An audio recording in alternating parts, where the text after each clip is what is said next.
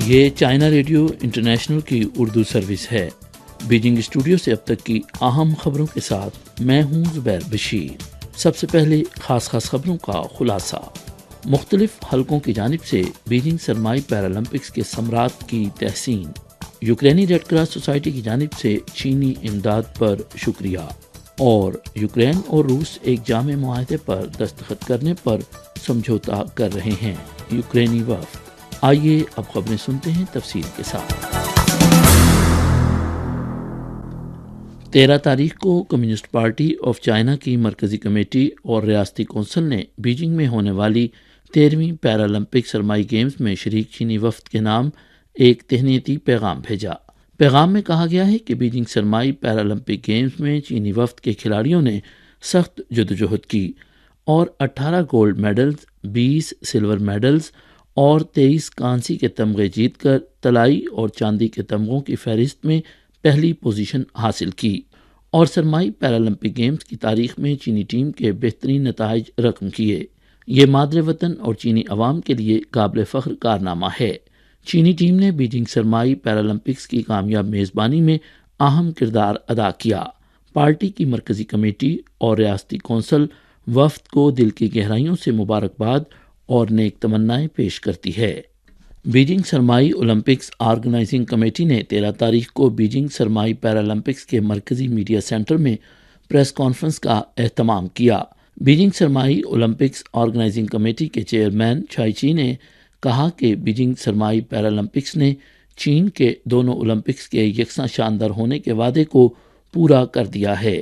Beijing سرمائی Olympics organising committee نے مقابلوں کے انعقاد میں بڑی کامیابی حاصل کرنے کے ساتھ ساتھ مختلف ثقافتی سرگرمیوں کا اہتمام بھی کیا، جن سے دنیا کے لیے اعتماد، دوستی اور امید کا مظاہرہ ہوا۔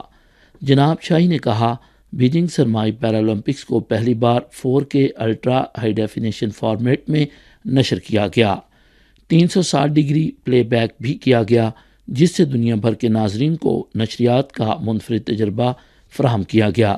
بیجنگ سرمائی اولمپکس آرگنائزنگ کمیٹی نے چینی اور غیر ملکی میڈیا کے ساتھ تعاون کر کے مشترکہ طور پر ٹارچ ریلے، افتتاحی اور اختتامی تقریبات اور مختلف تقریبات کے بارے میں خبریں شائع کیں، جس سے دنیا سرمائی پیرالمپکس کے شاندار لمحات کی شاہد بنی۔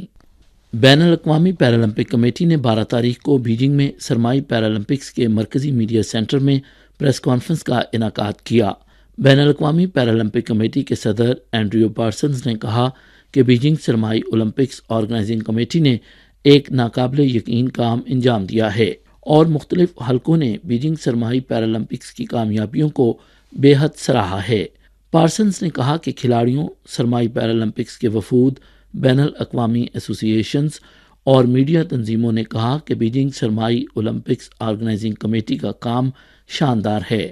انہوں نے اولمپکس کی تیاریوں میں بیجنگ سرمائی اولمپکس آرگنائزنگ کمیٹی کی محنت کا بہت شکریہ ادا کیا، اور کہا کہ بیجنگ نے مستقبل کے میزبان شہروں کے لیے ایک بہت ہی اعلیٰ معیار قائم کر دیا ہے۔ انہوں نے کہا کہ بیجنگ سرمائی پیرالمپکس نے ایک تاریخی پیش رفت حاصل کی ہے۔ سرمائی پیرالمپکس میں 46 ممالک اور خطوں نے شرکت کی، یہ ایک غیر معمولی کامیابی ہے۔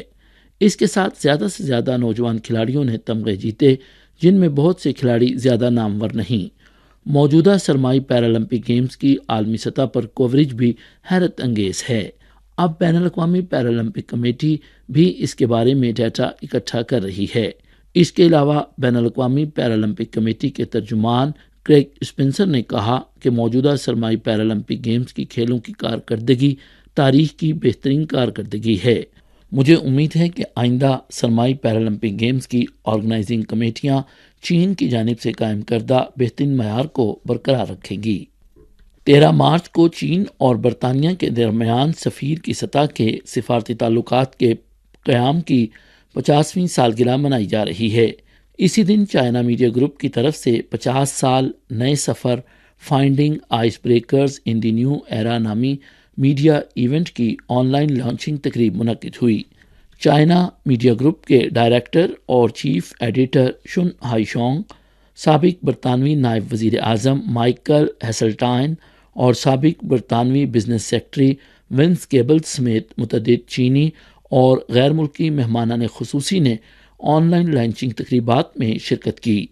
اپنی تقریر میں جناب چن ہائی شونگ نے اس بات پر زور دیا کہ رواں سال نئے سال کے آغاز پر چینی صدر شی جن پنگ نے اپنے مبارکباد کے پیغام میں برطانیہ کے 48 گروپ کلب کے آئس بریکر ایونٹ کے نام اپنے تہنیتی پیغام میں کہا کہ انہیں امید ہے کہ بصیرت کی حامل شخصیات چین اور برطانیہ کی کاروباری برادری کی آئس بریکر روح کو برقرار رکھیں گی، چین اور برطانیہ کے مابین باہمی فوائد پر مبنی تعاون کو فروغ دیتی رہیں گی، چین اور برطانیہ کی دوستی میں نئی جان ڈالیں گی اور دونوں ممالک اور عوام کو زیادہ فائدہ پہنچائیں گی۔